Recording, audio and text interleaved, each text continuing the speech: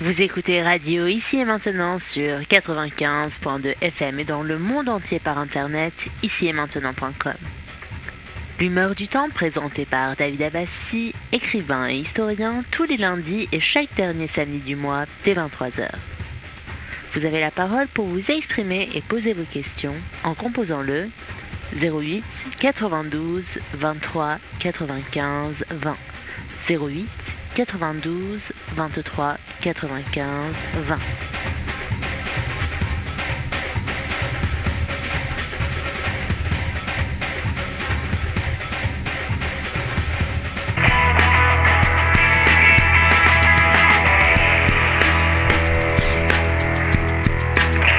Bonsoir à toutes, bonsoir à tous, comment allez-vous? C'est un autre lundi et ce soir, comme tous les lundis, David Abbassi est avec vous.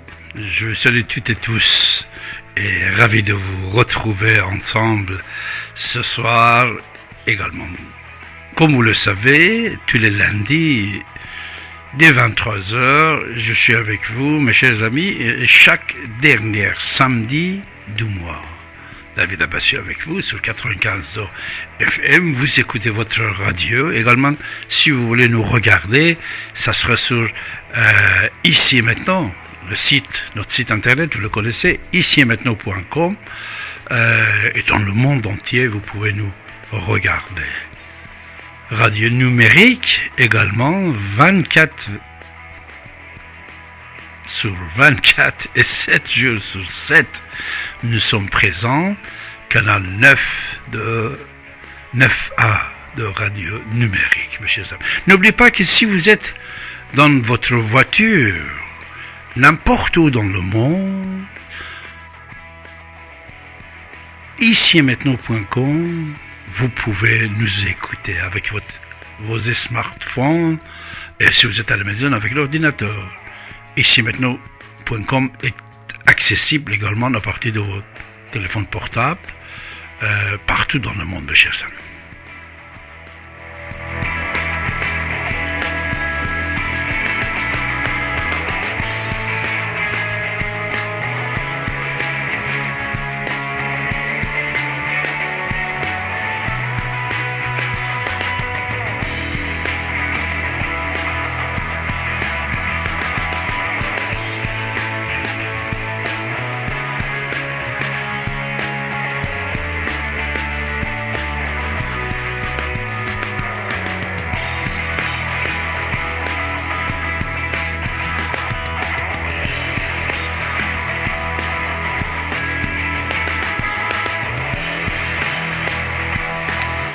Vous le savez déjà, moi David Abbassi, comme la plupart de vous, nous ne pensons pas qu'une race supérieure existe dans le monde. Alors, c'est pourquoi d'être raciste, puisque la race n'existe plus. Peut-être à l'époque ça existait, maintenant ça n'existe plus, mais ascendance, on peut dire. Ascendance, il existe toujours. Vous savez, suite à plusieurs guerres dans le monde et plusieurs alliances, les alliances comme mariage, comme concubinage, comme l'amour seulement pour une nuit, les races ont déjà mélangé. C'était déjà mélangé. Une autre cause aussi, c'était les guerres. Avec les guerres également, chaque peuple attaquait un autre peuple. Après, il y avait des mariages, il y avait la naissance des enfants de deux races, de deux sortes de sang, de deux sortes de cultures, de deux sortes du pays, et tout a changé. Pour ça, mes chers amis, puisque la race pure n'existe pas dans notre monde, alors pourquoi être raciste? Pourquoi être raciste? Je me rappelle d'une personne, une femme, il y a déjà quelque temps, pas très loin, il a annoncé sur une chaîne de télévision comme quoi la France, c'est la race blanche, etc., etc. Mais après, on n'entend plus rien de cette femme. C'est terminé pour elle. Mais, comme vous le savez, toujours il y avait cette différence, surtout depuis le 19e siècle, que nationalité, nation et nationalisme a été éclaté, expliqué, défendu, surtout après la création de marxistes, léninistes, communistes ou maoïstes, de toute façon toutes les idéologies marxistes, léninistes. Là, en face de ça, c'était une idée nationaliste, nationale, qui a été née dans le monde entier. Mais pour la plupart des gens, toujours, ils prenaient, en un slogan on peut dire, comme la langue par exemple. Ils disaient, avec une langue, on peut construire un pays. Ou avec sang, c'était des racistes vraiment, ils disaient le sang. Et on avait des gens aussi qui croyaient à la terre. Que pensez-vous? Nation, comment on peut être créé et construit? Par la langue, par le sang, par la terre, par la culture. Il y a question de culture également, il ne faut pas l'oublier. Et, le plus important également, c'est la religion. Alors, la religion, culture, langue, sang, terre, laquelle pouvait mieux unir l'homme et le peuple. Vous savez, l'homme depuis toujours, il cherchait d'unir l'humanité, c'est-à-dire un seul pays, une seule pensée, universalité, ça existait depuis toujours. Même quand il y avait un philosophe, un prophète, un guerrier qui venait, il voulait conquérir le monde. Conquérir le monde par de pensée ou par la force, c'était toujours l'idéal des gens qui étaient maîtres de pensée ou maîtres de la guerre. Ça, c'est depuis toujours. L'homme avait l'envie et le désir de vivre ensemble et la volonté d'être éternel. Deux choses. Être éternel, vivant pour toujours, et être unir, pas de frontières. Ça, c'était l'idéal de l'homme, depuis toujours. Que pensez-vous, mes chers amis? On a beaucoup dit, hein? Vous voyez, on ouvre les fenêtres, comme il a dit Henri Caillavet. Henri Caillavet, il disait à David que tu ouvres des fenêtres, de temps en temps des fenêtres, qu'à partir de ces fenêtres, l'homme il est comme ça. On ouvre des fenêtres, et à partir d'une fenêtre, on peut ouvrir des portes. Des portes qui soient petites ou grandes. Et on peut aller au combat. Combat de pensée. Parce que combat militaire, c'est terminé. Hein? Personne n'est plus pour des combats militaires. C'est combat de pensée. Combat des sages. Combat des intellectuels. Combat des gens qui nous écoutent. Qui écoutent ici et maintenant. Cette université, cette faculté de pensée, nommée radio ici et maintenant. Et vous aussi, vous êtes des professeurs. Moi, tout à l'heure, je dis Jean-Paul Bourg, notre ami, je lui ai dit que je t'entends, je t'écoute, même si c'est de rediffusion. Voilà. C'est-à-dire, ici, moi-même, ici, maintenant, quand j'écoute cette radio, moi-même, j'apprends de vous beaucoup de choses. Vous voyez? C'est-à-dire, vous, quand vous intervenez, pour la plupart des fois, vos interventions, c'est tellement riche qu'on ne le trouve pas ailleurs. Sûr et certain. Peut-être c'est vrai, vous n'avez pas la possibilité d'être franc quand vous parlez sur d'autres chaînes. Mais ici maintenant, vous avez la parole et vous pouvez intervenir. Et quand vous parlez, pour la plupart des fois, je constate, c'est vrai, il y a de temps en temps des paroles qu'il ne faut pas le lancer, mais c'est très rare. Alors pour la plupart de vous, vous êtes des penseurs. Vous êtes des penseurs. Quand vous dites des choses, et les gens qui doivent vous écouter, surtout les gens qui gouvernent notre pays, ou les gens qui vont gouverner notre pays, ils doivent apprendre. Ils doivent apprendre du peuple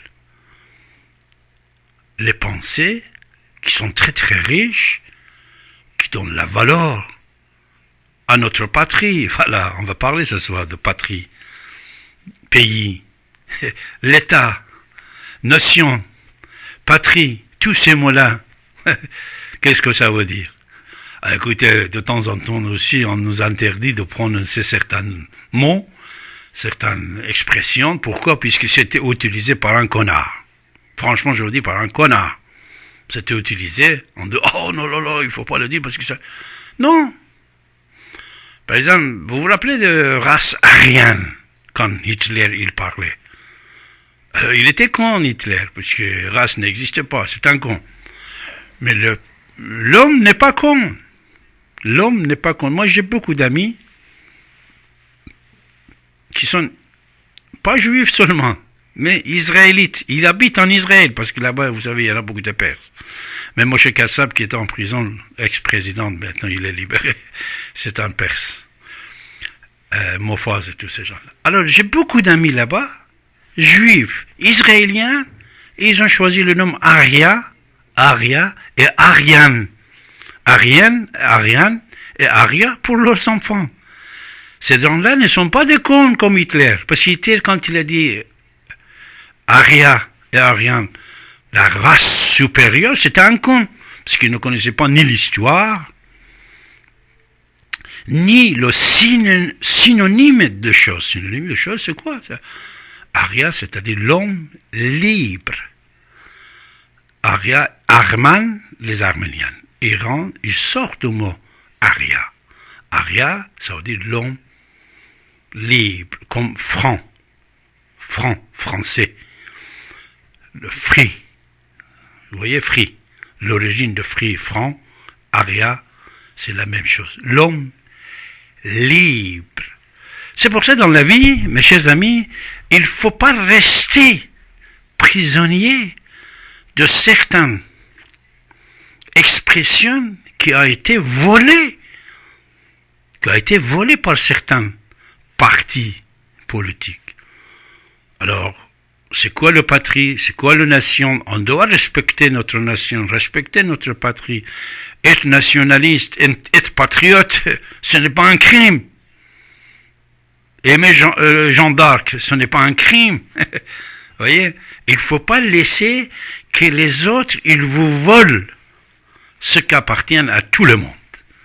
Ce qui appartient, par exemple, à la France, la totalité des Français de n'importe quelle origine, religion, couleur, une richesse culturelle, un héritage culturel ou un héritage de la civilisation de chaque pays, il appartient à la totalité du peuple. Une partie ne peut pas le prendre pour lui-même. Et vous devez avoir le courage de prendre la possession à la chose qui vous appartient. Mes chers amis, que pensez-vous à ce sujet? Ces deux choses-là, toujours, peut être en conflit. Ces deux choses-là peuvent ouvrir toujours des chemins et des solutions et de conflits différents dans chaque pays même, pas à l'extérieur de nos frontières, dans nos frontières. La différence qui peut poser entre histoire et démocratie, vous savez c'est quoi? Histoire, ce qui constitue une nation. Une nation a créé son agenda, son histoire. Mal ou bien, pour ou contre, l'histoire appartient à chaque nation, son histoire, qu'il a fait, qu'il a fabriqué. Mais actuellement, depuis qu'on parle de démocratie c'est quoi? Démocratie, ce qui vous oblige de temps en temps d'abandonner une partie de votre histoire. Vous comprenez ce que David Abbassi va vous dire ce soir. Pourquoi? Puisque je sais que vous êtes très intelligent et vous comprenez ce que je veux vous dire. Histoire, c'est le passé, c'est vos héritages, c'est ce que vous devez être fiers à ce qui est passé dans la vie de votre pays, de votre nation, qu'il soit Jeanne d'Arc ou Napoléon, qu'il soit la Renaissance ou protestantisme qui a sorti cette idée laïque, rationnelle de catholicisme. Ça, c'est votre histoire. Et démocratie aussi. Démocratie aussi, c'est une richesse. C'est une richesse qui également a un lien avec votre histoire. Mais pour respecter votre démocratie, des mots, peuple, quand il gouverne, peuple, quand il s'exprime, peuple, quand il parle, peuple, quand il décide, alors démocratie, il vous oblige de temps en temps d'abandonner une partie de votre histoire qui ne colle pas avec la démocratie. Vous le comprenez. Vous comprenez ce que David va vous dire. Pour ça, il y a plusieurs expressions pour exprimer d'un peuple. Patrie. Patrie, c'est un mot latin.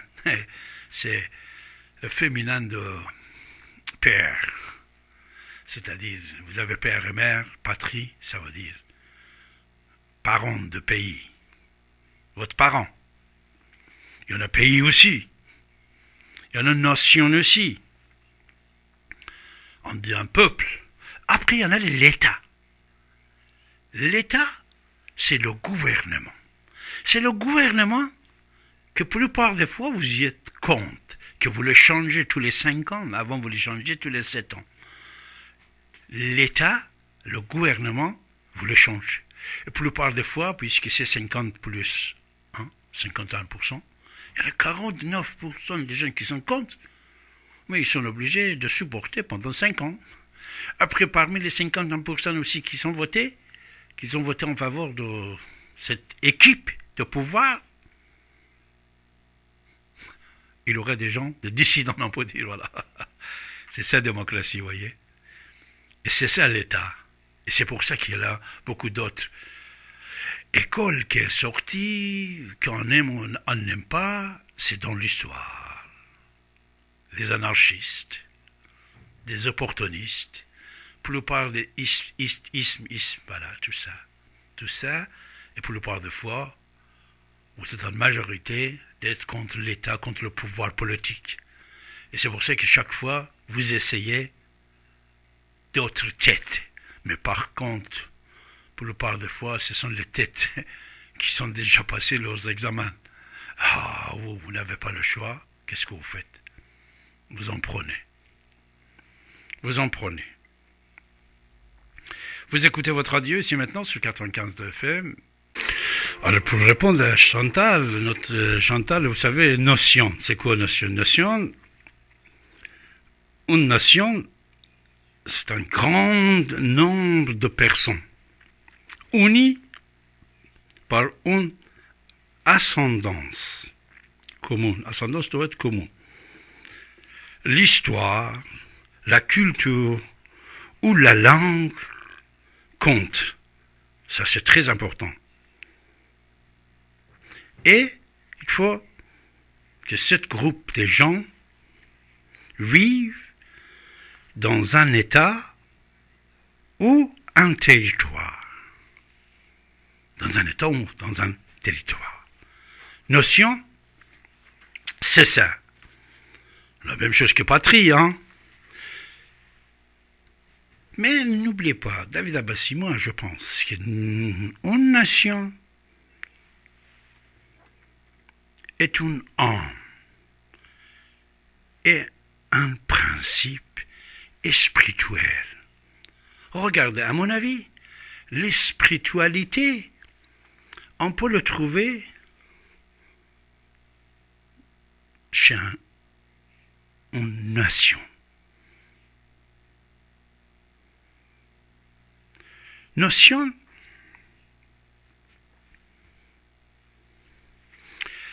alors, l'âme,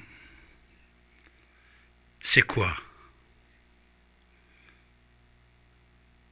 C'est la possession en commun de votre richesse et votre héritage, de vos souvenirs.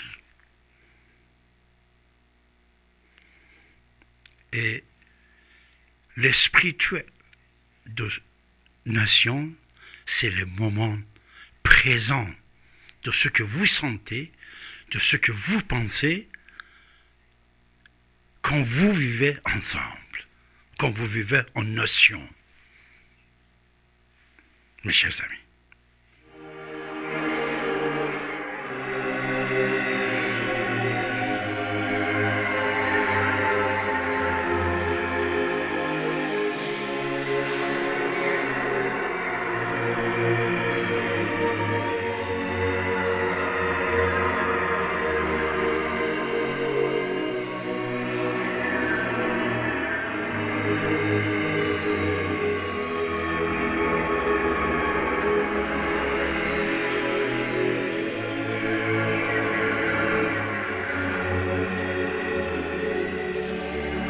N'oublions pas, mes chers amis, n'oublions pas l'expression de nation du monde également pour faire référence au gouvernement de haut niveau.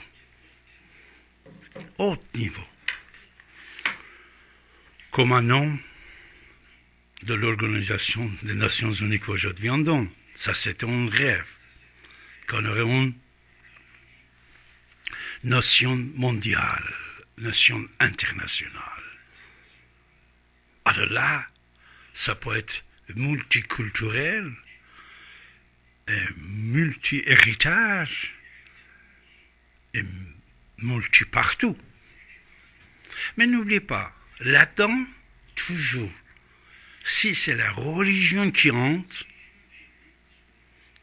qui va causer des problèmes, puisque quand c'est va élargir la totalité d'un peuple, alors ce peuple a plusieurs couleurs de pensée et plusieurs couleurs de culture. N'oubliez pas, c'est le 08 92 23 95 20. Oui, Betty, bonsoir. Bonsoir. Bonsoir, Betty. Bachir, restez, je vous prends tout de suite. Hein.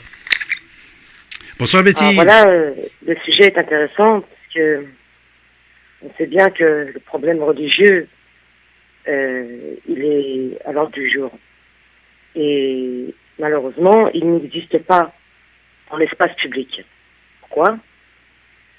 Parce que ce sont aussi quelque part les politiques qui doivent amener ces sujets sur l'espace public. Pourquoi? Parce qu'automatiquement, les gens on le garde pour nous, nos idées. En famille, entre amis, chacun détient ses propres idées, chacun détient ses propres vérités. Mais tant qu'il n'est pas sur l'espace public, automatiquement, ça va partir en conflit, parce que le débat, il n'est pas mis sur la table. Aujourd'hui, on voit bien que dans cette laïcité qui sont en train de nous, en même temps, nous laïciser, qu'est-ce que ça veut dire? Qu'ils essayent en même temps de déchristianiser une société telle que la nôtre.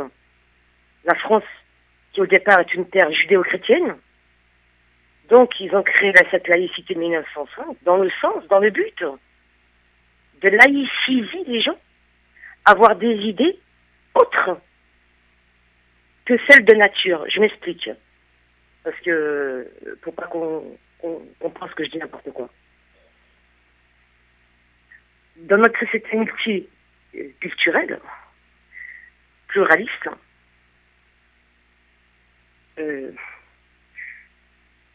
l'histoire veut, dans toutes les histoires du monde, surtout religieuses, vous savez comme moi qu'une veut dominer l'autre. Vous êtes d'accord ou pas? Bien sûr, c'est ça que je viens de vous dire, Betty, juste au départ. Dominé par les guerres, par les pensées. Voilà. Oui, bien sûr. Bachir aussi, tu es d'accord. Donc, pour stabiliser cette société laïque, pseudo-laïque, parce que c'est une société, au contraire, qui est en train d'être très fragile, hein, au niveau de cette laïcité, elle est en train de se fragiliser, elle est en train tout doucement de disparaître sous les yeux de tout le monde. Enfin, les gens politiques, ils savent, hein, très bien, hein, philosophes, ils sont très bien au courant du problème. Et donc cette laïcité de 1905 aujourd'hui, eh ben, qui voulait séparer l'Église de l'État, aujourd'hui, on veut amener le religieux dans l'espace public, dans la politique. Donc ce sont les responsables politiques qui doivent, ce sont eux qui dirigent le pays. S'ils n'ont pas ce courage politique, on va où? Dans le chaos direct. C'est mathématique, c'est logique. C'est la logique même. Un homme qui est engagé pour ses propres responsabilités. Moi, je parle aussi des responsabilités de toutes les religions. Les responsables religieux, eux aussi ont leur mot à dire. Eux aussi ont leur définition de dire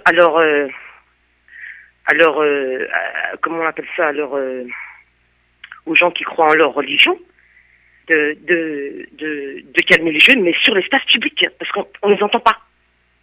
On n'entend pas des discours d'apaisement, des discours de condamnation sur l'extrémisme, sur l'obscurantisme et sur le fascisme. Parce qu'il faut savoir qu'à 3 semaines, en plein Paris, il y a quand même une manifestation fasciste. Il faut le savoir. Où est-ce qu'on l'a entendu dans les médias? Nulle part. Ils ont parlé de 10 000 personnes en plein Paris, oui, la France insoumise, patati patata. Mais il faut dire aussi des choses, c'est qu'il y avait un groupuscule fasciste. Aujourd'hui, on a du mal. Pourquoi? La France, c'est comme ça. Il y a une culture de ne pas nommer les choses par le nom. Pourquoi? Dans le sens où une certaine partie politique ont stigmatisé, c'est-à-dire que l'opinion dominante actuelle a stigmatisé l'opinion de gens qui pensent différemment. Alors on nous adresse des adjectifs de tous les noms, des noms d'oiseaux, si vous voulez, alors que non. On est tous sur la même terre, mais le problème, il est là. Comment on va régler le problème? Je pense pas qu'il n'y en a aucun qui soit capable. Parce qu'il faut aussi un courage politique pour dénoncer ce qui se passe. Hein. En 2017, il y a des manifestations fascistes en plein Paris. Moi, je me souvenir aussi des manifestations qui m'ont vraiment, je vais pas dire perturbé, mais des manifestations qui m'ont interpellé. En 2014, je ne sais pas si vous avez le souvenir, moi j'y étais. Et bien, je vous dis, franchement, j'étais effrayée. Ce que j'ai vu, et c'est la vérité. Mais aujourd'hui, la vérité, on ne peut pas la dire. Parce que certaines vérités heurtent d'autres sensibilités, sachant que c'est du réel. C'est la vie. On est en 2017, avec un parfum de 42. Alors Betty, quand tu dis manifestation fasciste, je veux bien de nous expliquer, il s'agit de quelle manifestation, s'il te plaît? Eh bien, mes chers monsieur, si vous vous renseignez bien, auprès de vous, dimanche, il y a 2 dimanches en arrière, en plein Paris, il y a une manifestation pour la France insoumise, d'accord? Et dans cette manifestation, il y avait un groupuscule fasciste. Qui en a parlé? Personne. Voilà où on en est. À cause de l'opinion dominante. C'était combien de personnes? Médiatique, politique et religieuse. Ils dominent. C'est tout petit, donc, ces gens-là. ils camouflent tout. Si vous n'êtes pas à l'endroit au moment que ça se passe, eh bien, vous êtes au courant de rien. Personne n'est au courant.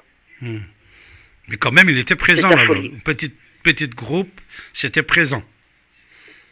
Oui. Betty, quand tu dis, c'est-à-dire tout à l'heure j'ai pensé que tu voulais dire qu'il y a, parmi les candidats, il y a des gens qui défendent la religion, c'est ça? Pour le présidentiel? C'est Oui. qui? C'est qui alors? Vas-y. Tu es sur Radio ici maintenant, tu peux dire tout ce que tu veux. Allez, c'est qui? Sous couvert Quels sont de- les candidats sous couvert de vote. Ah oui? Oui, monsieur.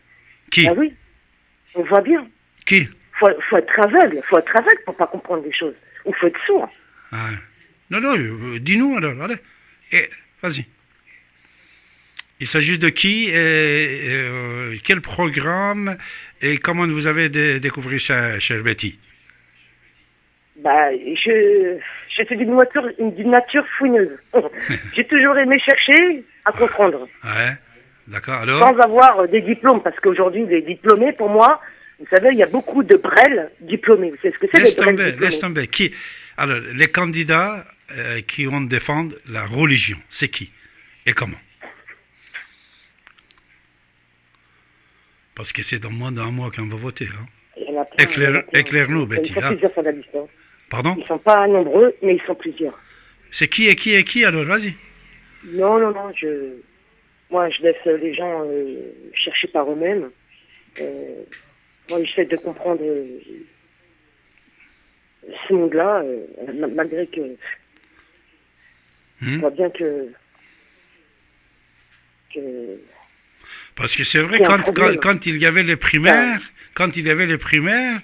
même les copains, il accusait l'autre, un copain, il accusait l'autre copain comme quoi c'est, je crois, les islamistes, je ne sais pas quoi. Ça, c'était à droite qu'à gauche, hein.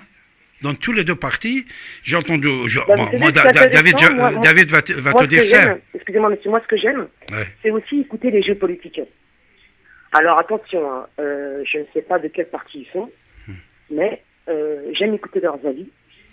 Et c'est intéressant d'écouter plusieurs David. Oui, Didier. politiques méconnus. Betty est apparemment en train de te mener en bateau à propos d'un mini-groupe incapable de citer ce nom de groupe. C'est quoi cette mini-groupe, Didier? Tu le connais? Je sais pas, non, pas du tout. Ouais. Mais c'était à Betty de le citer. Et sous prétexte d'un mini-groupe indiscernable, elle est en train de te noyer. Une dizaine, vingtaine de personnes parmi plusieurs millions. Et de l'autre côté, Betty ne voulait pas nous dire non plus quel candidat va défendre la religion. Bon. Il y a un autre auditeur en attente. Oh, Bachir, on va prendre Bachir. Bonjour Bachir. Ouais, et la prochaine fois, Betty pourra venir avec des infos un peu plus biscuitées. Betty.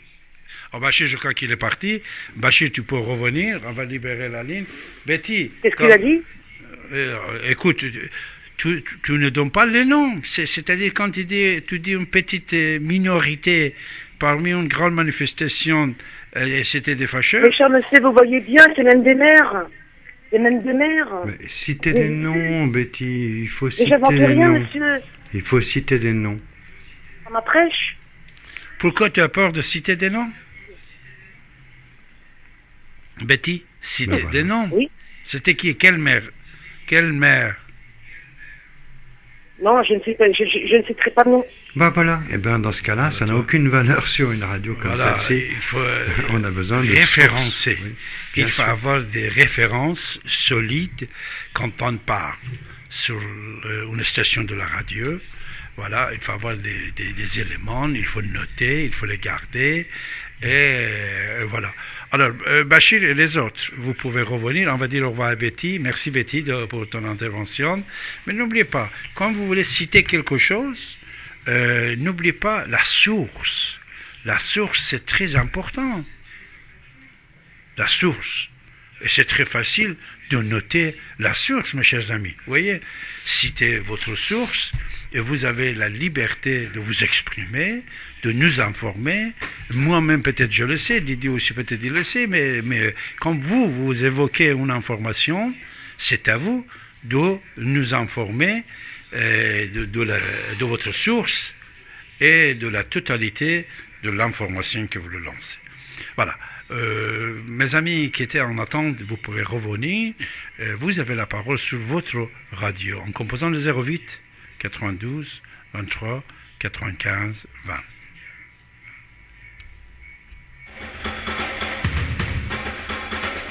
Vous écoutez Radio ici et maintenant sur 95.2 FM et dans le monde entier par internet ici et maintenant.com. L'humeur du temps présentée par David Abbassi, écrivain et historien tous les lundis et chaque dernier samedi du mois dès 23h.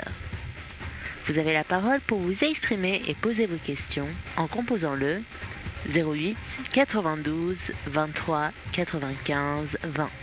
08 92 23 95 20.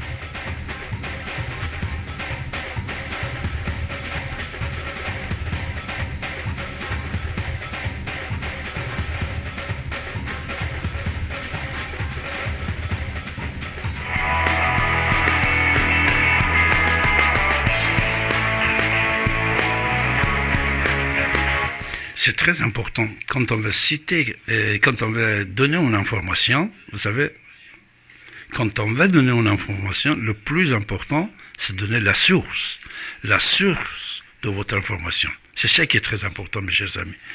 Alors, c'est très simple. C'est très très simple.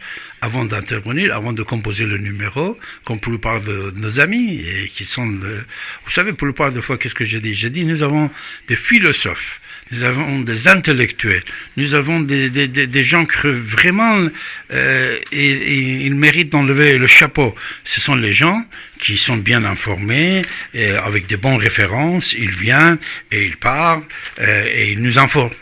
Alors, être informé, c'est bien, mais il faut la source. En plus, n'oublie pas, quand il s'agit de 2, 3, 4, 5 personnes dans une grande meeting ou manifestation qui sont autour de vous, parce que ça arrive toujours partout, on ne devait pas généraliser l'affaire. Il ne faut pas le généraliser. Alors, tout à l'heure, de quoi on était en train de parler? On a dit la race n'existe plus. La race n'existe plus. Et vous, qu'est-ce que vous en pensez? Et quand on parle de nation, de patrie, héritage historique d'un peuple, c'est quoi cet héritage historique? Est-ce que de temps en temps vous êtes en conflit avec la démocratie? C'est-à-dire pour garder les bons souvenirs, les mauvais souvenirs historiques, de temps en temps, il faut abandonner l'humanité, et la liberté, égalité, fraternité, démocratie, il faut l'abandonner. Alors, si vous voulez garder vos principes, si vous voulez garder les principes, qu'est-ce que vous devez faire? De temps en temps, on doit faire ce qu'on dit autocritique. Autocritique, mes chers amis. Qui soit ce que moi je fais, ou ce que mes ancêtres, ils ont fait. Ça, c'est très simple. Mais il faut toujours garder la tête haute et être fier de ce qu'on est.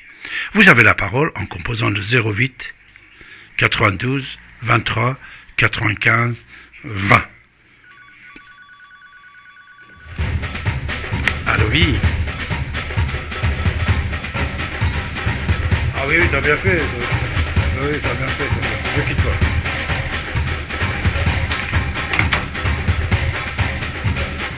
Voilà, Bachir, bonjour Bachir. Oui, bonjour David. Moi j'étais intervenu, donc je suis raccroché parce que c'était pas dans le thème, donc je j'avais pas trop de dialogue avec la personne précédente. Là c'était par rapport, donc justement vous parliez par rapport au système de race supérieure, tout ça que vous dites que ça n'existe pas, et effectivement l'homme vit par un ressenti, c'est-à-dire l'homme il se définit par le fait de comment il se sent, comment il ressent, comment il perçoit le monde. Et c'est toute la phase intellectuelle, éducative, qui le met dans des schémas structurels de socialisation, de cloisonnement dans des castes, dans des éléments d'appartenance, et qui le met en division. Ça, des personnes sous ceux qui ont plein d'infections le voient positivement dans une complémentarité, et puis d'autres dans des affects très négatifs le voient comme des personnes conflictuelles. Donc et tout ça c'est est basé sur le comment je ressens le monde. Et à partir de là, je peux me mettre en action positive, en action négative, ou en action d'abandon. Voilà pourquoi alors les formes de racisme, c'est vrai qu'au début, il y avait cette arrogance occidentale, darwinienne, qui voyait par exemple l'assimilation du singe par rapport à la couleur, et donc de voir le noir américain, le noir africain assimilé à l'espèce des chimpanzés, et donc la sensation de se sentir étant supérieur. D'où après des idéologies de race supérieure qui se sont installées au fur et à mesure. Donc il y a alors après il y a aussi la victime d'une agression par une personne étrangère, donc qui va assimiler cette agression à des croyances que toute personne de même couleur ou de même type humain sont égaux. Donc c'est tout ça est dans le mental de la personne. Et après il y a le conditionnement, l'appartenance à un groupe qui fait que j'adhère à des pensées parce que c'est mon copain, donc j'adhère à ce qu'il pense, et des trucs comme ça, quoi. Donc vous parliez aussi par rapport à un moment donné de la démocratie. Oui, voilà. Donc, est-ce que tu vois un conflit entre démocratie et l'histoire de chaque pays? Comment? L'histoire de chaque pays, est-ce que de temps en temps est en conflit avec la démocratie? Moi, en conflit, c'est-à-dire que c'est pas forcément un conflit, mais une difficulté d'entrer en démocratie, parce que cela demande un travail relationnel avec d'autres personnes. Parce que la démocratie, elle ne peut exister que s'il y a une cohésion populaire, s'il y a une organisation qui se met en place, une institution humaine, avec surtout beaucoup de dialogue illimité, pour éclairer de plus en plus les formes de loi, pour éclairer, pour mettre en place les lois, la justice des hommes. Et c'est un travail de dialogue entre les hommes, donc une possibilité d'un relationnement direct de la population, du vécu au plus profond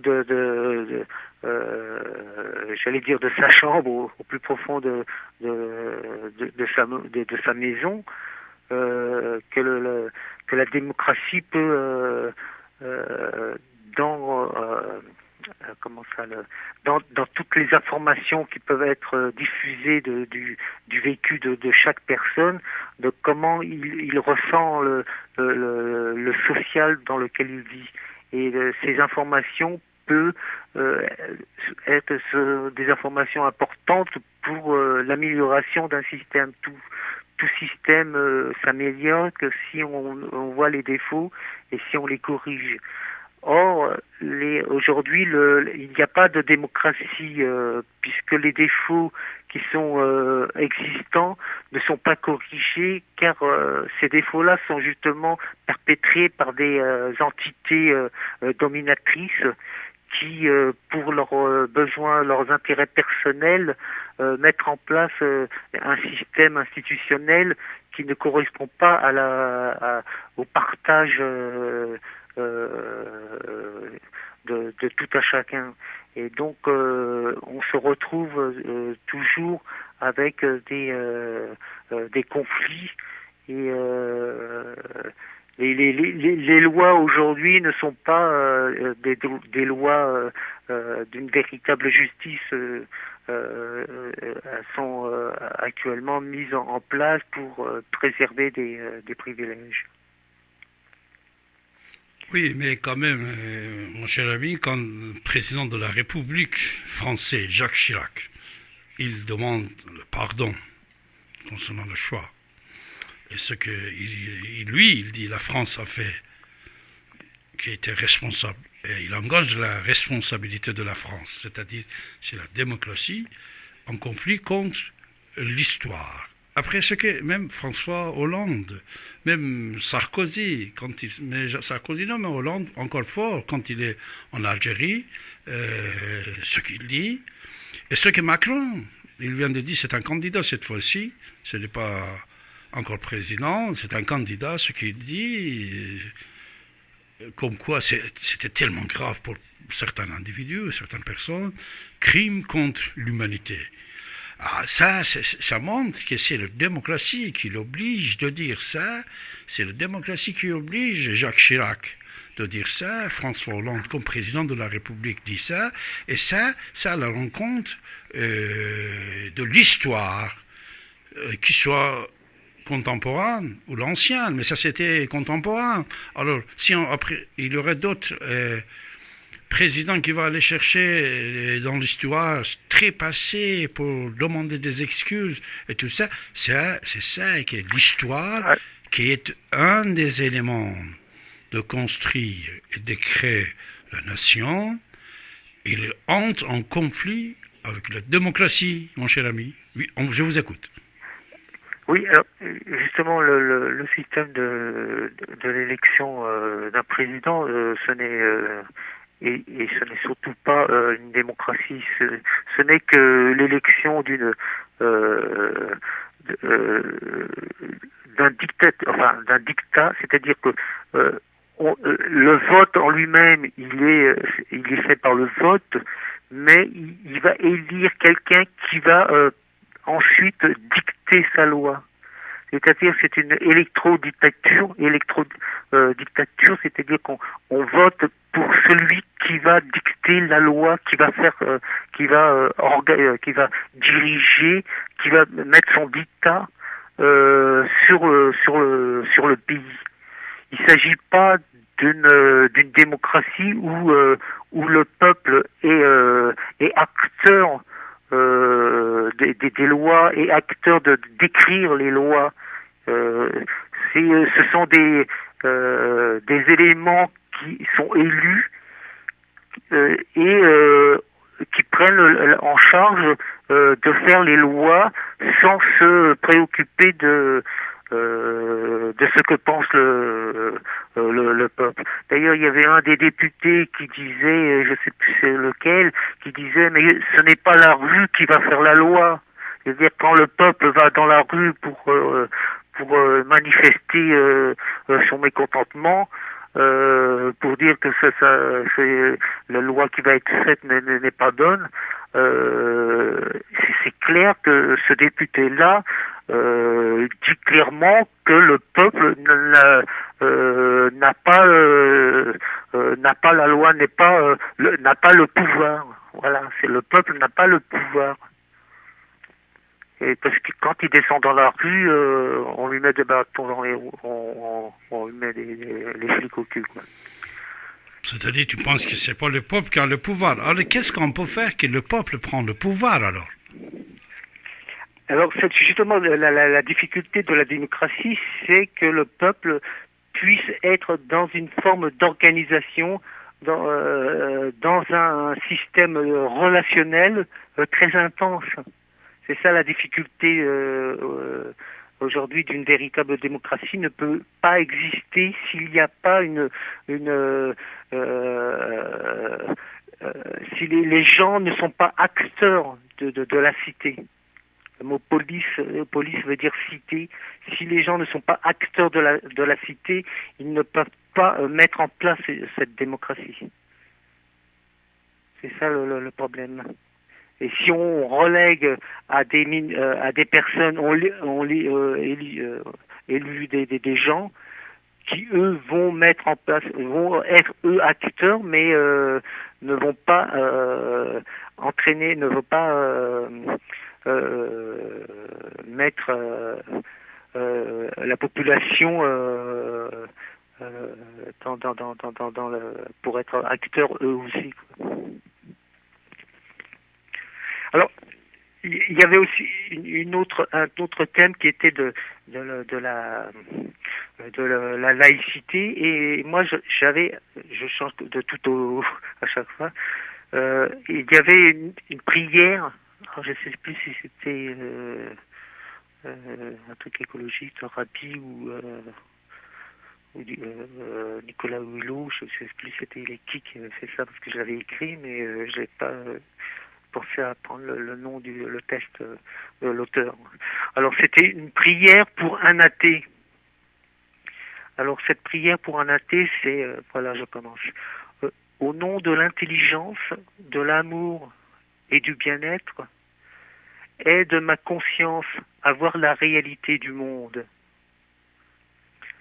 Par la raison et le bon sens, aide-moi à ne pas tomber dans l'erreur d'un mauvais jugement, à contenir des mauvais sentiments qui pourraient m'amener à des actes contraires à ma volonté.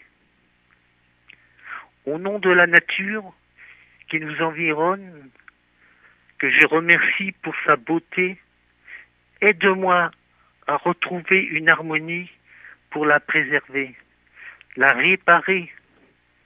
Aide-moi à me contenter de ce qui m'est nécessaire pour ne pas la détruire et la garder aussi belle pour les générations à venir.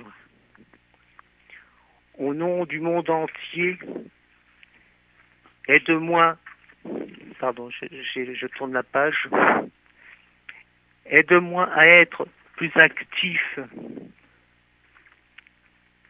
pour construire un monde de partage, d'égalité, des chances. Aide-moi à prendre conscience que tout ce que je fais a une répercussion dans le monde. Aide-moi à être solidaire, complémentaire et utile, sans être esclave, dépendant et futile. C'est dommage que j'ai pas pu, que j'avais pas noté l'auteur.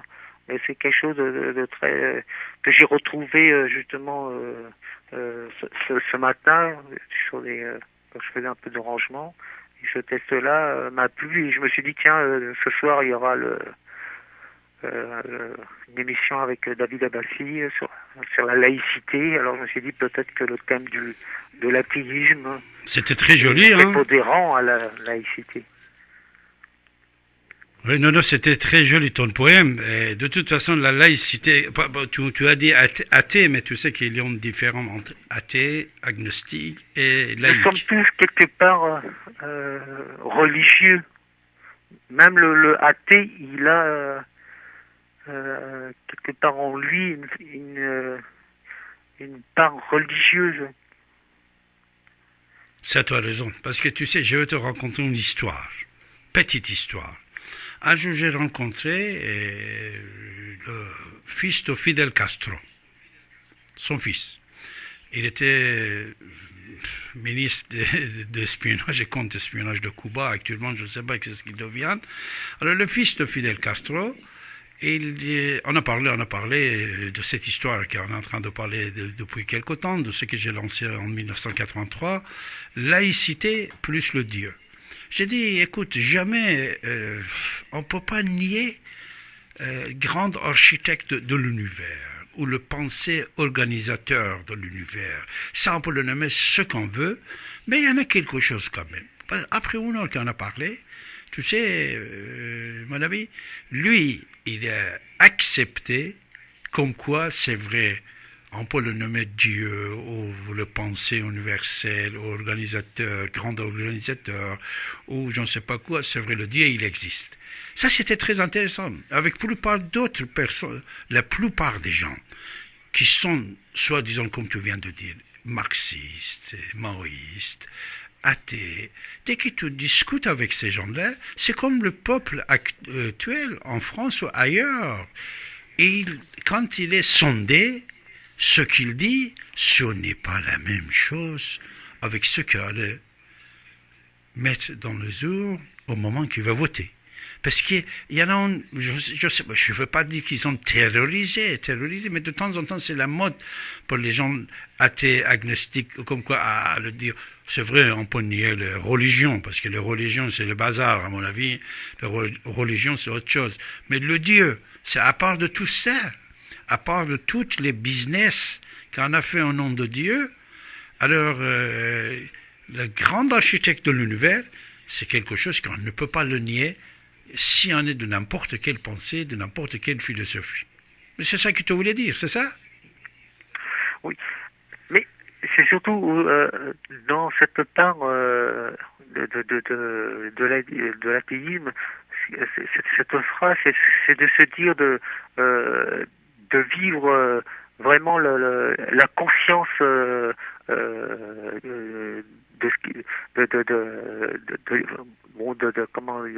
l'ici et maintenant, c'est-à-dire sans qu'il y ait une pensée extrasensorielle ou une pensée d'une existence au-delà de soi-même, mais d'être soi-même une entité à part entière où il n'y a pas une autre entité que soi-même, et que cette entité vit, regarde, ressent les choses sans passer par un intermédiaire au-delà de lui-même. Et il peut avoir un sentiment de générosité, un sentiment de beauté, de contemplation sur la nature, sur une façon de vivre avec les autres. Oui, là tu as raison, exactement, c'est ça. Donc c'est surtout ça. D'être de se libérer d'une entité qui serait imaginaire ou qui serait mais d'être vraiment dans la pensée consciente pure, quoi. Sans ce parasite, je dirais pas un parasite, c'est pas un parasite, parce que ça peut être une aide profonde, mais c'est surtout de comprendre que l'on peut avancer sans forcément être dans une croyance divine. Et les athées font partie des gens qui vont avancer avec nous, avec les croyants. Voilà. Je vais vous laisser, puis je vais voir si d'autres personnes... Ok, et merci Bachir. C'était Bachir sur 95 de FM. J'ai le plaisir de temps en temps dans mon émission d'avoir Didier qui, avec ses interventions très riches et intéressantes. Voilà. Mes chers amis, n'oubliez pas que tous les lundis, de 23h, je suis avec vous jusqu'à 1h du matin et chaque dernier samedi du mois également. Et n'oubliez pas, chaque minute que vous désirez écouter radio ici maintenant, vous pouvez. Puis pourquoi? Puisque maintenant c'est très facile. Même si vous n'avez pas le FM avec vous, vous avez radio numérique.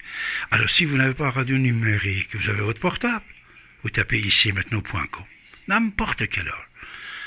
Minuit, l'après-midi, le matin, vous tapez ici et maintenant.com, vous pouvez nous écouter et même nous regarder. Parce qu'actuellement, pour la plupart des gens, ils sont dans la voiture, en déplacement, à droite, à gauche, ou... Alors, vous avez la parole en composant 08 92 23 95 20. N'oubliez pas que si vous êtes sur le smartphone, en même temps que vous avez la radio, vous êtes en train de le regarder, vous pouvez composer le numéro également. Ça ne va pas couper, hein. Ça ne va pas couper. Après, vous avez le retour par votre combiné de téléphones. Ce n'est plus la peine d'écouter la radio par l'Internet, vous voyez. C'est très facile. Vos interventions sont bienvenues. C'est le progrès. À l'époque, dans toutes les voitures, on trouvait petite poste radio FM. Et maintenant, c'est avec votre téléphone portable, mes chers amis. Vous écoutez votre radio sur 95 de FM.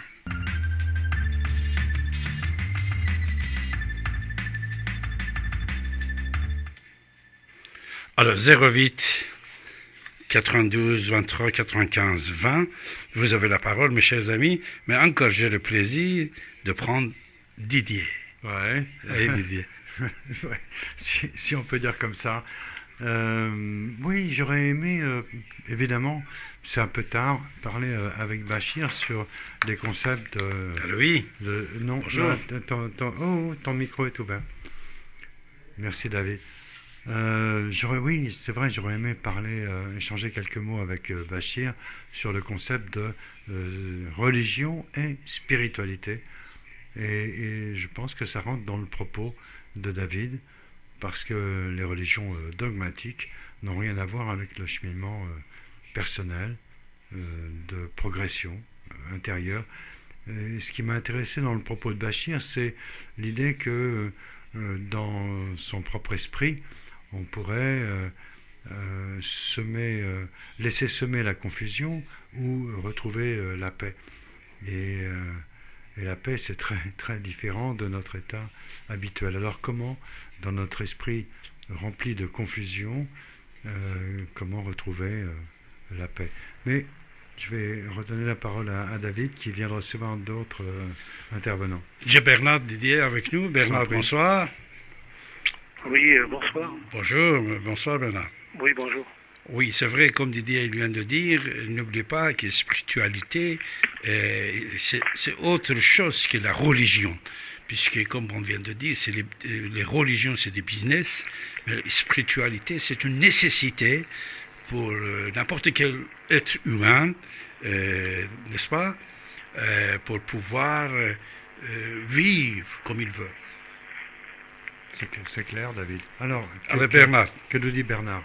On vous écoute, Bernard. Oui, moi, le sujet de mon intervention portait surtout sur ce qu'avait dit David Abbassi au début de l'antenne, c'est-à-dire quand il avait voulu mettre en regard justement le côté internationaliste des révolutions marxistes et le côté internationaliste des révolutions marxistes qui a rencontré une résistance, qui a provoqué une résistance dans les milieux nationalistes.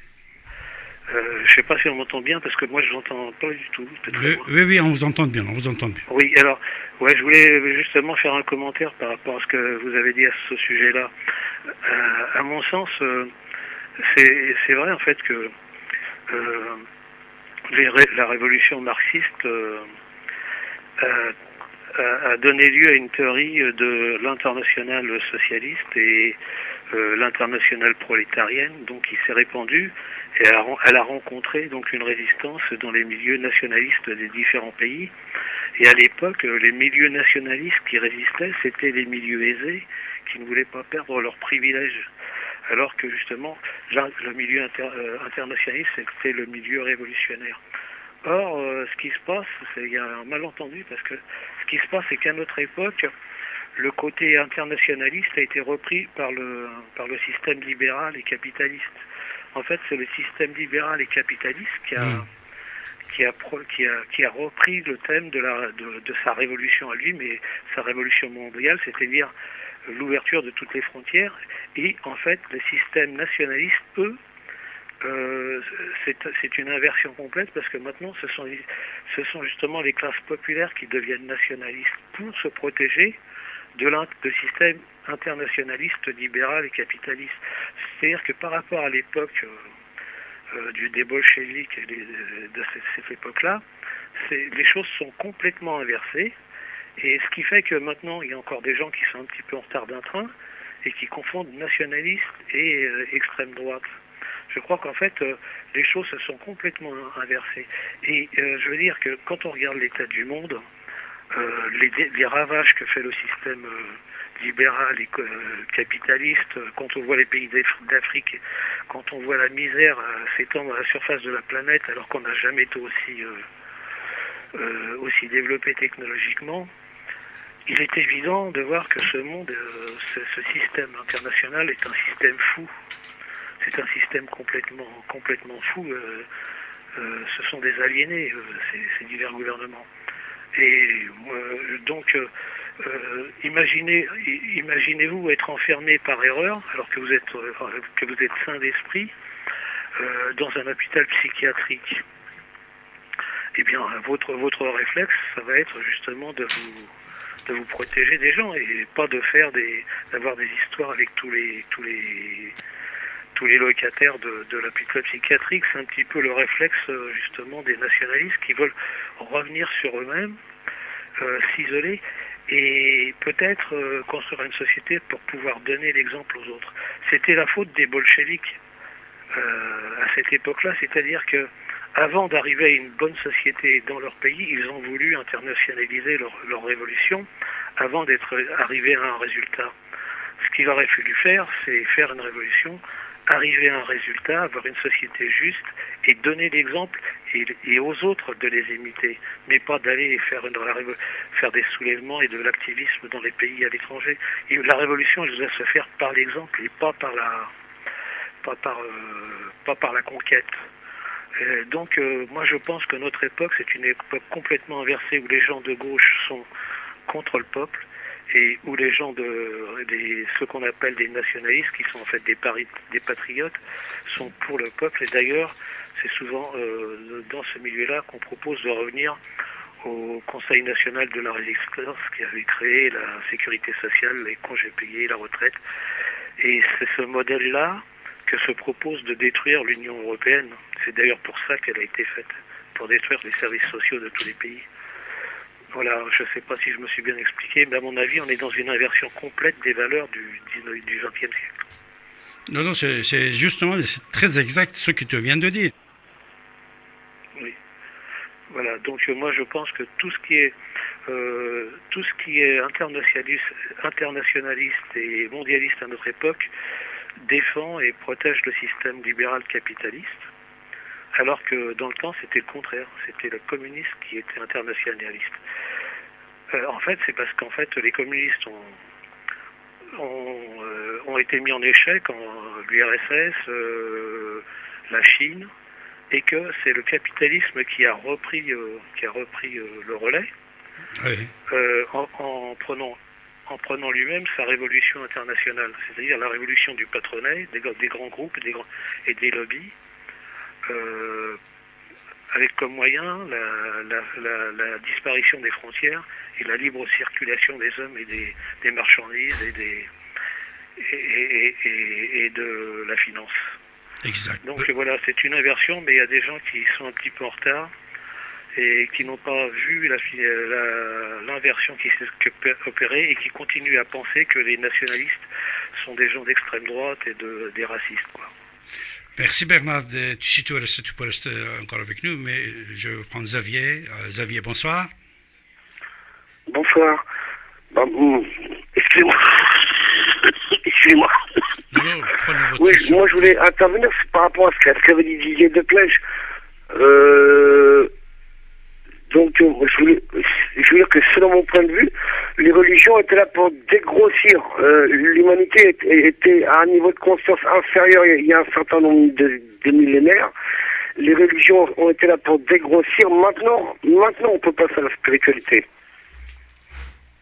Mais je sais pas grand chose à dire. Moi, j'aurais bien m'entretenir, mais j'ai pas un long discours à faire, quoi. Dégrossir quoi? Dégrossir quoi? Dégrossir, c'est-à-dire que l'homme était grossier, quoi. Donc, au temps d'Abraham, selon mon point de vue, l'homme était plus proche était grossier, quoi. C'était quelqu'un qui était pas grossier, pas raffiné, quoi. Voilà, moins raffiné que maintenant. Et après, parce qu'Abraham c'est très très loin. Qu'est-ce que tu as d'autres exemples qu'Abraham? En plus, c'est une partie de l'histoire, tu sais, on ne sait pas si c'est juste, c'est exact ou non.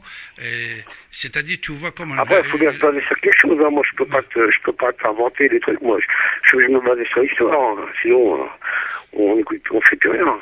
Surtout qu'au moment, c'est vrai que l'individu, le fondateur, on peut dire, celui qui est venu en première, peut-être c'était comme un psychologue ou comme un médecin, tu vois, il vient pour soigner, mais c'est après son départ que les problèmes, ça commence, toi, Xavier. Après son bien sûr, mais je suis d'accord, apparemment, au temps de Mohamed, on tue les petites filles, maintenant, ça ne se fait plus. Enfin, voilà, ça se fait beaucoup moins. Voilà, dans tous les pays du monde, avant les religions, on tuait les petites filles parce qu'elles étaient moins reconnues que les hommes. Maintenant, ça ne se fait plus. Pour moi, c'est grâce aux religions. Mais comme je veux dire, c'était à l'époque. Maintenant, les religions sont dépassées. Maintenant, est venu le temps de la spiritualité. Oui, c'est-à-dire quand tu dis c'était grâce aux religions, ils faisaient des miracles. Est-ce que tu crois aux miracles? Moi, je crois aux miracles. Moi, je crois à la résurrection du Christ, de Lazare, de tous les miracles des prophètes, j'y crois, moi, bien sûr. Ouais. Parce que tu sais, pour le part maintenant, même c'est la science, il nous confirme que ça c'était c'est pas très fort. Oui. Vis-à-vis, pardon? J'ai du mal à entendre ce que tu dis. Ah, d'accord. Je crois que si je fais comme ça, tu veux mieux entendre, voilà. Après, je vais ouvrir ton microphone.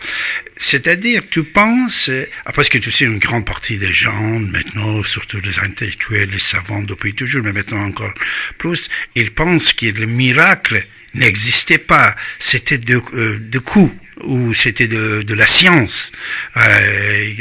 C'était de la science, c'était la pharmacie, au moment qu'on a guéri les malades, ou je ne sais pas quoi.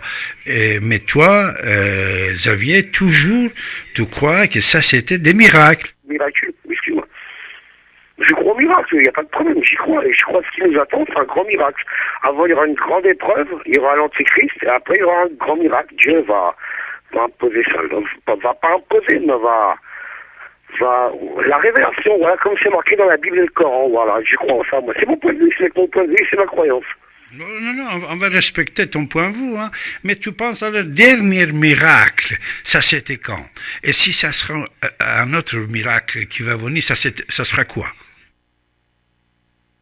Selon mon point de vue, l'Antéchrist va venir, voilà, un faux prophète qui va prendre le pouvoir. À partir de là, il y aura une rébellion. Et après, selon la Bible et le Coran, Jésus revient. Moi, c'est mon espérance.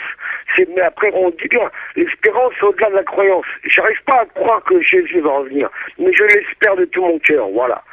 Mais voilà, c'est une espérance. Mais je peux pas y croire. C'est trop... voilà, on voit du béton partout, on voit de la technologie partout. On se dit, qu'est-ce qu'il va faire là, Jésus? Mais moi, c'est mon espérance. Et je me dis, de toute façon, si Jésus vient pas, qu'est-ce qu'on va devenir?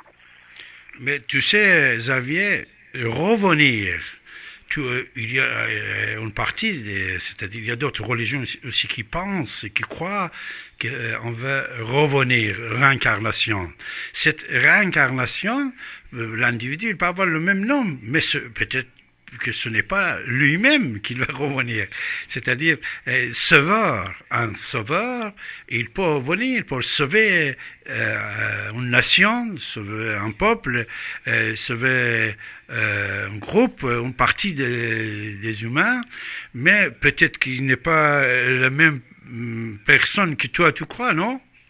Ah, peut-être, oui, moi, mais juste qu'on sorte de cette angoisse permanente, voilà, juste qu'on ait la foi, qu'on voit le bon, qu'on voit le... Parce que, après, j'écoute beaucoup de conversations avec Dieu qui est diffusée le dimanche de 17h30 à 19h, c'est très intéressant.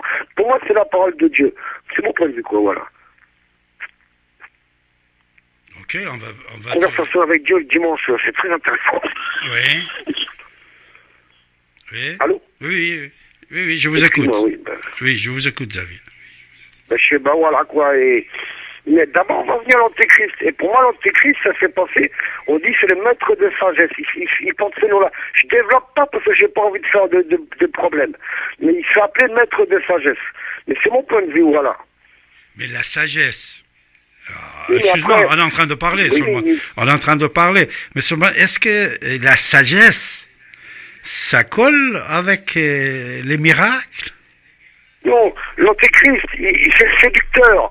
C'est celui qui va parler, qui va renier Dieu, et c'est le séducteur, il parle bien, il va se faire passer pour quelqu'un de bon, et il va imposer une dictature, voilà. Après, les anciennes dictatures telles Hitler et Staline s'en prenaient politiquement. Là, la dictature, c'est du niveau de l'âme, parce qu'un faux prophète induit l'âme en erreur, voilà.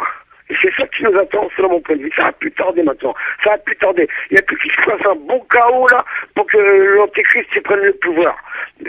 Jusqu'à, quand il y aura le chaos, l'antéchrist, t'inquiète pas qu'il sera là, il va avancer mon point de vue, voilà. Mais ce que tu viens de dire, c'est très intéressant. Alors, le sauveur qui va venir pour sauver les gens, et il va exercer le politique, alors. C'est un politicien. Ah non, c'est pas un politicien, c'est quelqu'un qui s'occupe des choses de Dieu. C'est pas un politicien. Voilà. Il s'occupe des choses de Dieu. Alors, Dieu est créateur de l'univers, Dieu est créateur de moi, de toi, du vide, de tout, du nord, du sud, du bas, du haut, du bon, du mauvais. Dieu, il n'est pas un politicien. Le sauveur, la politique, je sais pas comment dire ça, quoi. La politique, c'est un point de vue intellectuel et économique. Il n'y a pas beaucoup d'humanité en politique. Il n'y a pas beaucoup d'humanité. Voilà. Oui. Le sauveur sera un grand humaniste. Mais il va exercer le politique quand même. Il va être politicien. Après, la politique, oui, il y aura toujours la politique, mais... Voilà, c'est-à-dire il est en politique... Les gens qui feront de la politique... Il inspirera les gens qui feront de la politique. Il les inspirera. Voilà, il les inspirera. Et les gens continueront à faire la politique. De toute façon, il va intervenir dans les affaires politiques de la société. Non, pas direct. Mais c'est mon point de vue, moi. Alors, tu as ton point de vue, là, non, je respecte ton point de vue, pas de problème. Il ne va pas intervenir directement, il va inspirer les gens. Les gens seront inspirés par le sauveur. Et c'est à partir de là, les gens agiront. Entre un politique qui a la foi et un politique qui n'a pas la foi, pour moi, il y a une différence.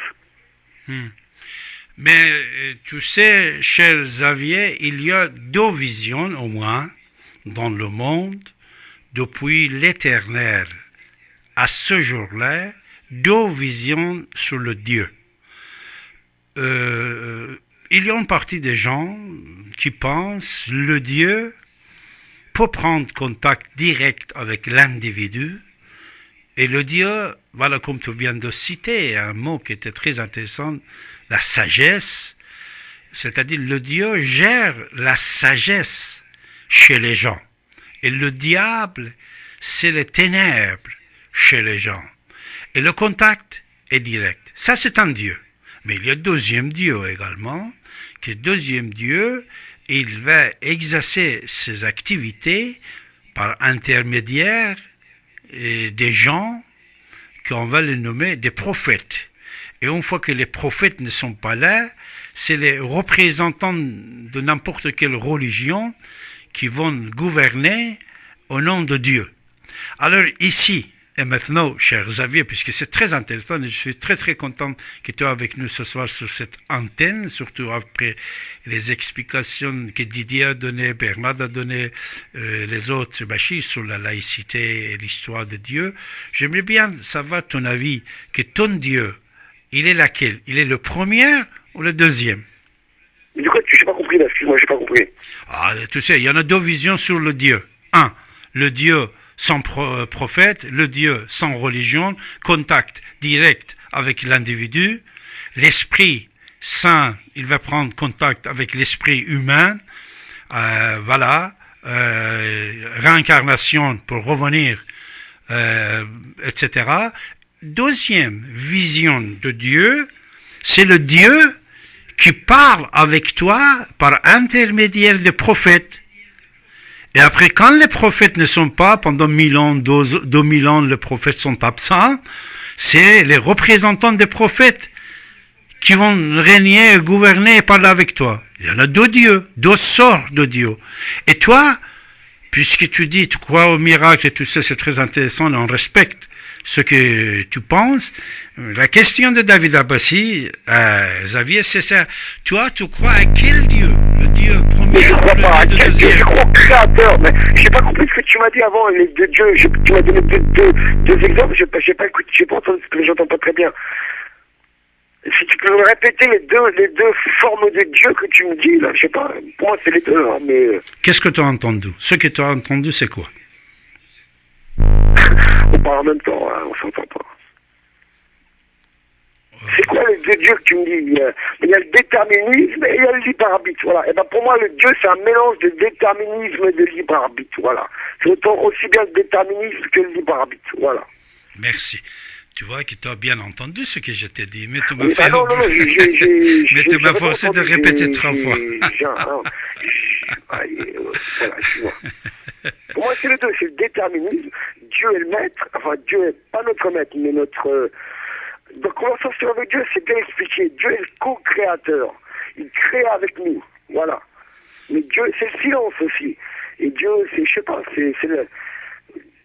Mais il peut pas être les deux. À propos de Dieu, dit que Dieu, c'est le silence. C'est le silence. Il n'y a pas de plus grand bien-être que quand on se trouve dans un silence profond. Mais pour profiter du silence profond, il faut avoir connu le bruit et le stress. Voilà, sinon, si tu restes longtemps dans le silence, à la fin, tu te dis, voilà, quoi. Si tu as connu le bruit et le stress, à partir de ce moment-là, tu peux profiter d'un silence profond. Comme quand tu as connu la souffrance et la haine, à partir de là, tu peux connaître l'amour. Mais s'il n'y a pas la souffrance, pour moi, le mal n'est qu'un prétexte au bien. S'il n'y a pas le mal, il n'y a pas... Enfin, sur Terre, je dis bien sur Terre. Le mal n'est qu'un prétexte au bien. S'il n'y a pas de mal, il n'y a pas de bien. Voilà. Le mal n'est là que pour mettre en valeur le bien. C'est tout. L'obscurité n'est là que pour mettre en valeur la lumière. Voilà. Alors, Xavier, tu as un enfant, disons de 5 à 10 ans, il te demande, papa, c'est quoi le Dieu? Comment tu veux expliquer à ton enfant, voilà, c'est quoi le Dieu? C'est l'invisible, c'est l'invisible l'invisible, le bel invisible, le bel inconnu. Je fais de la poésie, c'est le bel inconnu, voilà. Mais mon cher Xavier, excuse-moi, hein, lui, il va le connaître. Il va le connaître, c'est quoi le Dieu? Et tu vas leur répondre, c'est inconnu. Ça colle pas, mon cher ami. Et ton enfant, il va connaître, c'est quoi le Dieu? C'est quoi le Dieu? Si tu ne le dis pas tout de suite, il va aller taper sur l'Internet, puisqu'il a ton iPhone à la main, ou ton iPad, en train de jouer avec, même s'il a 5 ans, 6 ans, 10 ans. S'il ne peut pas lire, après il y a des images, des vidéos, qui va parler avec lui, et il te demande c'est quoi le Dieu pour connaître. Quelqu'un qui va connaître quelque chose, papa va le dire, c'est inconnu. Ça ne colle pas, Xavier, mon cher ami. Je sais pas, mais j'ai du mal à t'entendre parce que tu me dis des trucs et je comprends pas. Et après, quand je réponds, je sais pas si je réponds bien, quoi. Ok, je te remercie beaucoup. Et je te dis peut-être à tout à l'heure. On va prendre quelqu'un d'autre en attendant. Et je te remercie beaucoup, Bernard. Bonsoir.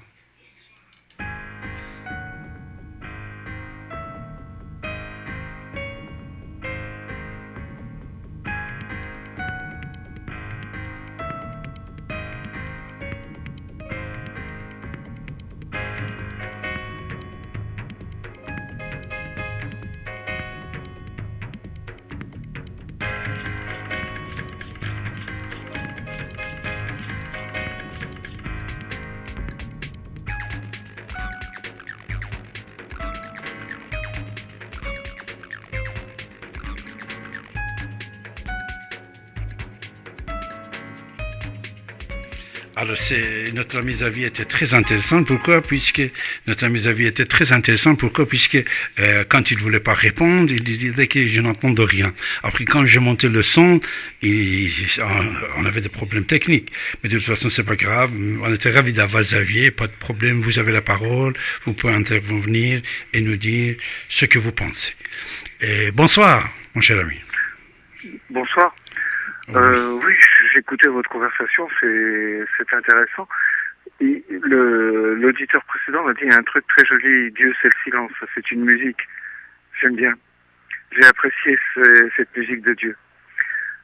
Merci à lui. C'est vrai, le silence. Ça, c'était très important et intéressant. C'est vrai, tu as raison. Alors, est-ce qu'à son enfant, il peut dire ça, la même chose? Après, son enfant va dire, mais le silence, papa, c'est quoi le silence? Ah, il faut écouter Mozart ou Beethoven, alors. Et... Peut-être c'est bien pour toi et pour moi, mais pour celui qui va connaître. Pardon? La réponse, peut-être c'est très intéressant et joli et poétique pour toi et pour moi, mais pour un enfant qui veut connaître la vérité, quand on dit c'est le silence, il va être perdu, mon fils. Ah, peut-être, mais bon, il faut du temps. Pour Dieu aussi, il faut du temps, hein. C'est pas du jour au lendemain, hein.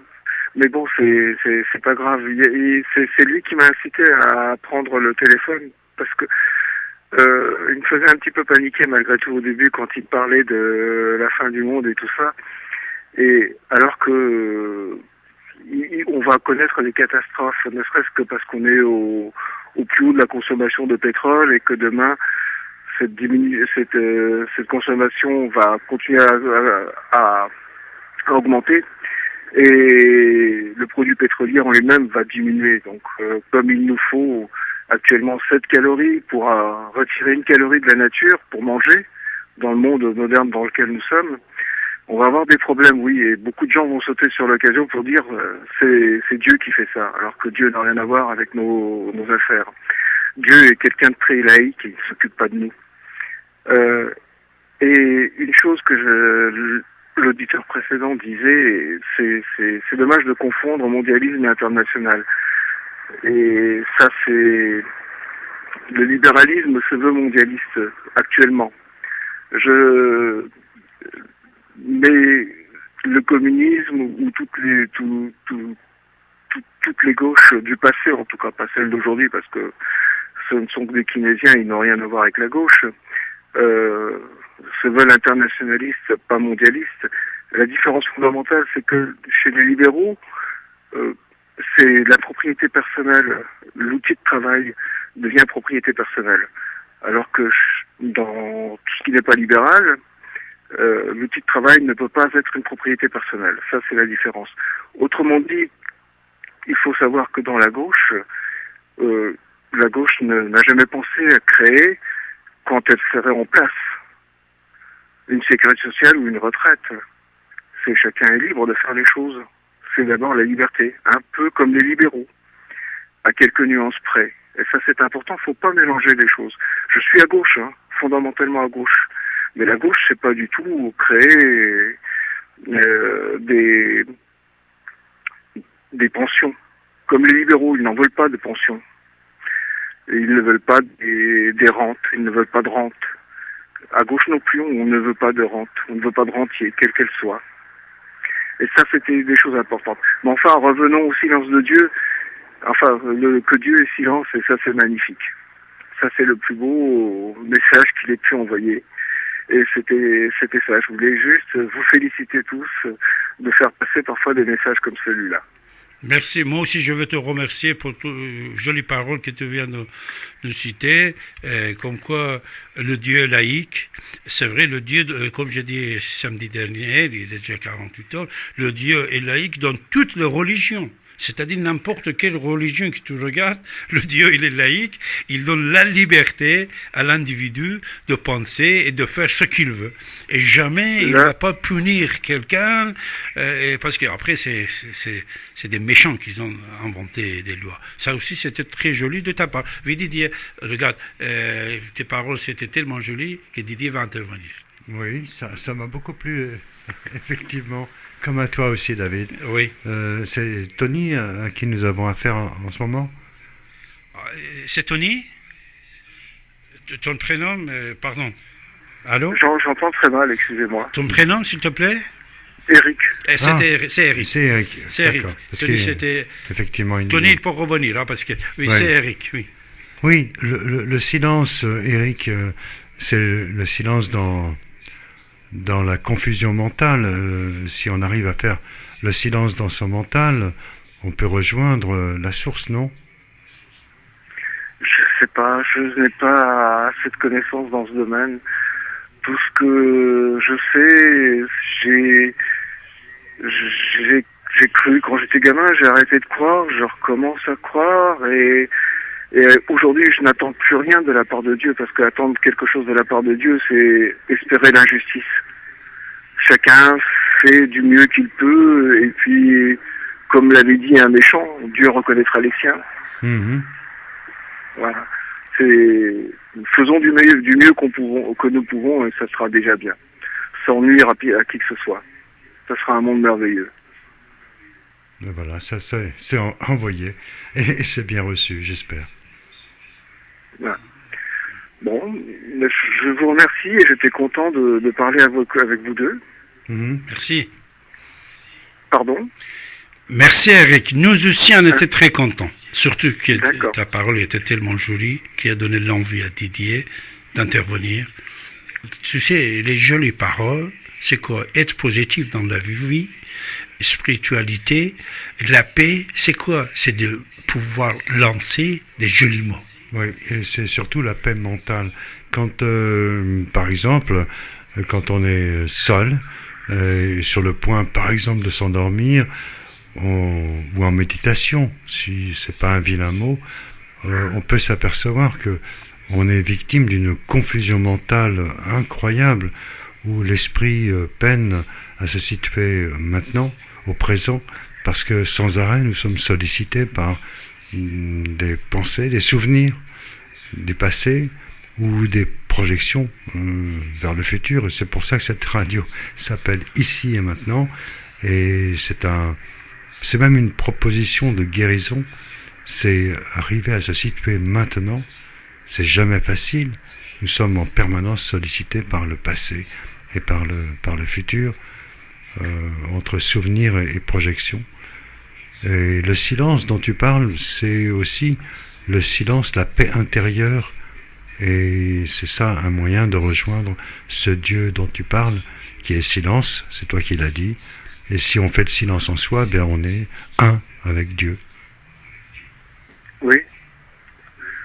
On est un, oui. Certains parlent du Dieu intérieur. Mmh. Mais je manque totalement de connaissances pour en parler. Alors, le moyen le plus pratique, ils sont au nombre de 2, c'est l'attention à notre respiration et l'attention au battement cardiaque. Et quand on veut se centrer, il n'y a pas 2 autres voies que ça. Chaque être humain, quelle que soit sa couleur de peau, ses croyances ou peu importe, chaque être humain est sensible au fait qu'il a un cœur qui bat et une respiration qui souffle. Et porter attention à son souffle ou au battement de son cœur, c'est le moyen de trouver la racine pour obtenir le silence. Oui, sûrement. J'écoute, je ne peux qu'écouter, je ne peux pas commenter.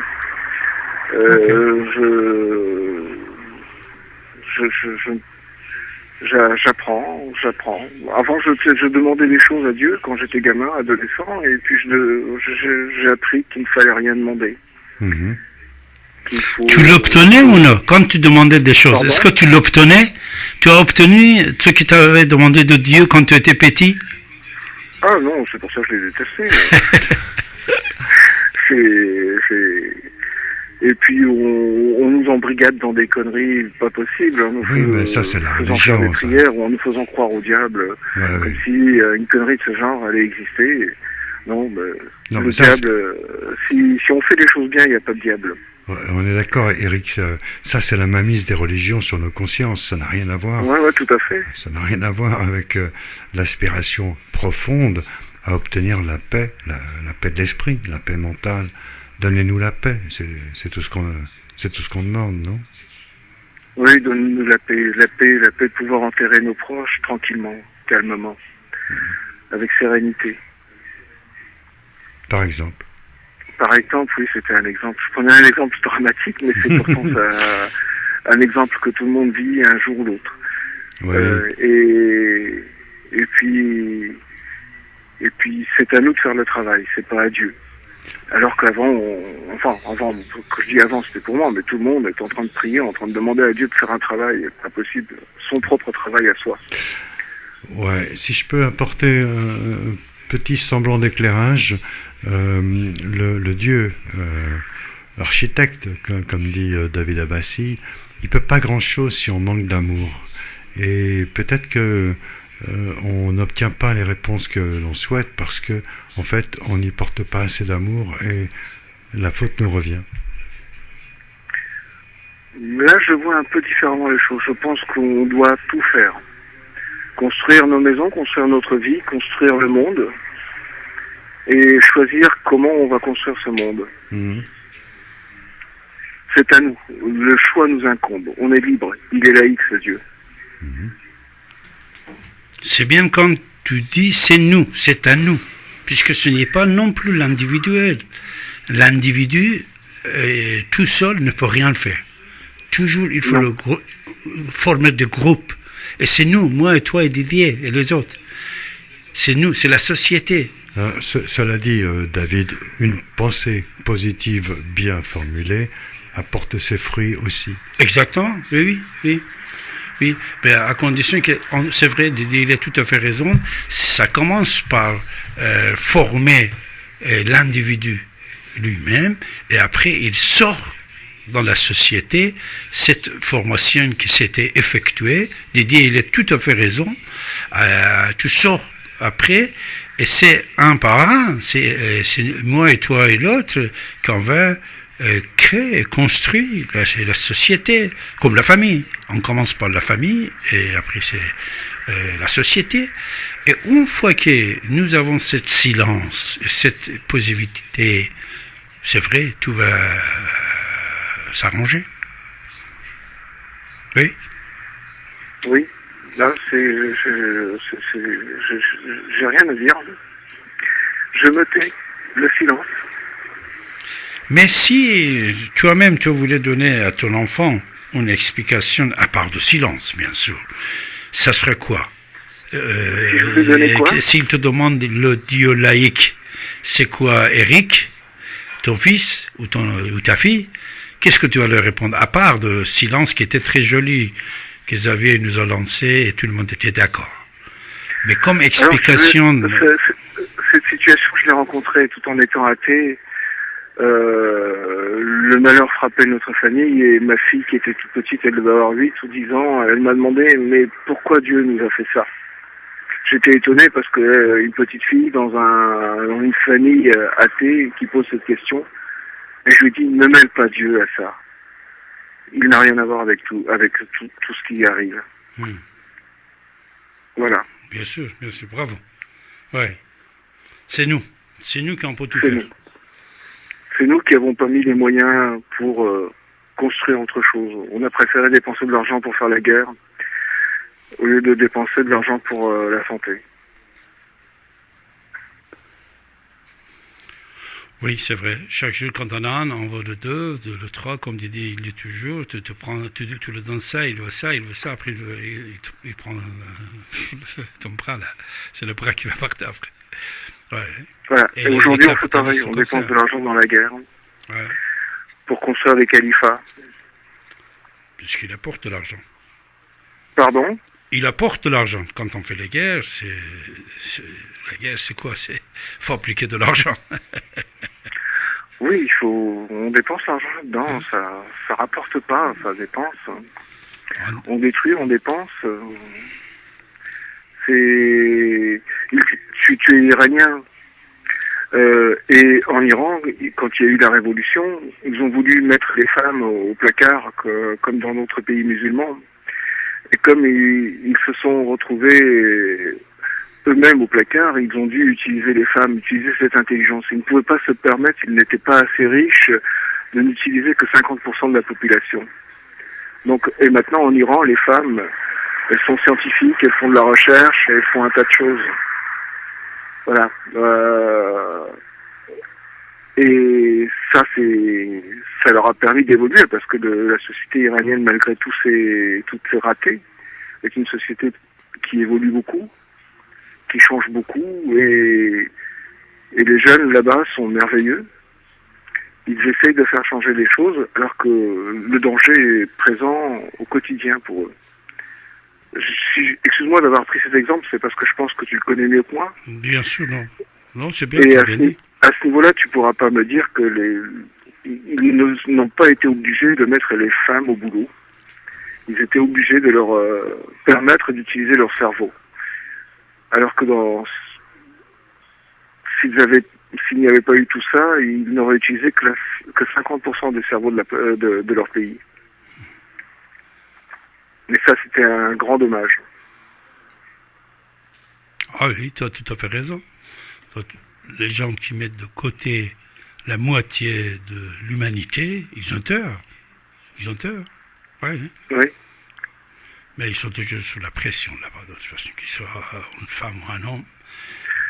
Excuse-moi David, mais j'entends très très mal. Je vais vous laisser parce que j'entends vraiment mal. Je ne sais pas pourquoi.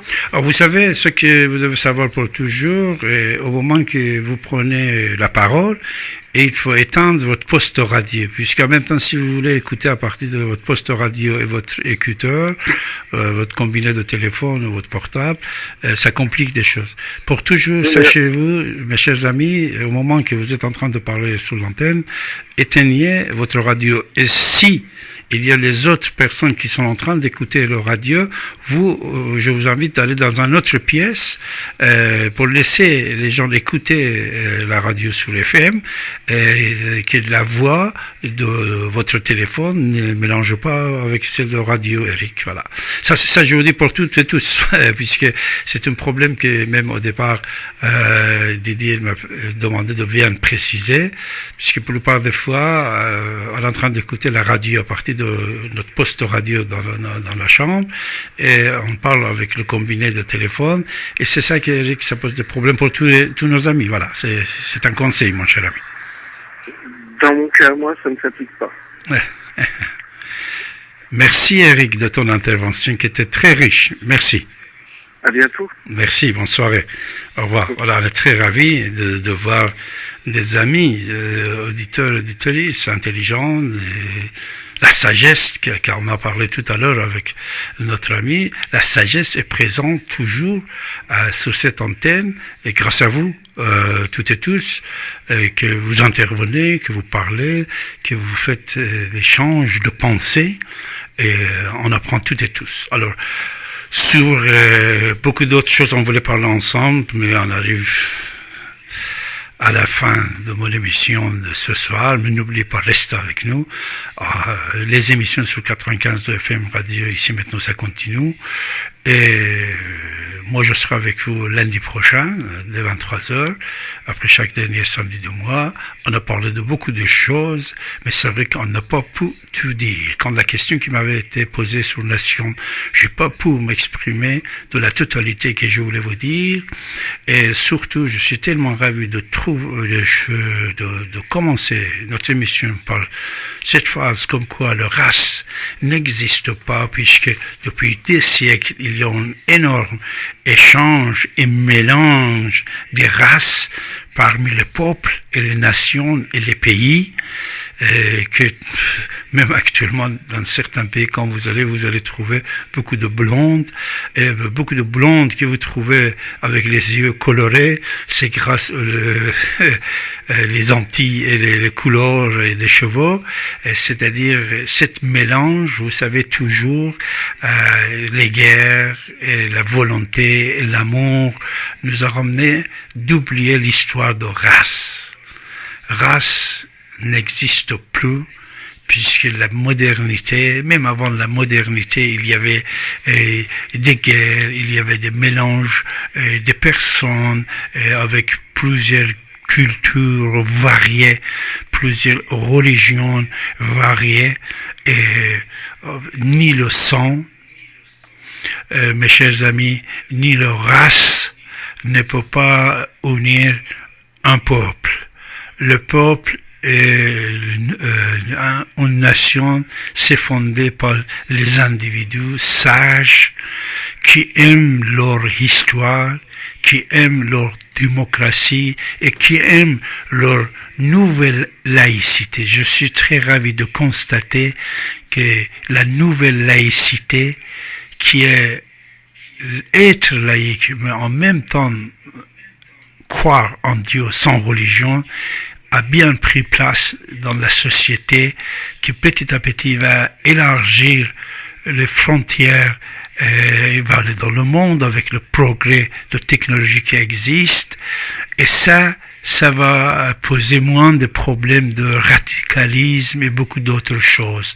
Et surtout cette phase-là, que le Dieu est laïque. N'oubliez pas, vous dites toujours ça, le Dieu est laïque dans toutes les religions et dans toutes les philosophies. Le Dieu, lui, il est laïque. C'est pour ça, il y a déjà 25 ans, j'ai rêvé de Dieu. Il pleurait comme un bébé, c'est un de mes livres. Et je dansais avec le Dieu. Deuxième livre, c'est-à-dire un Dieu qui est laïque, il pleure.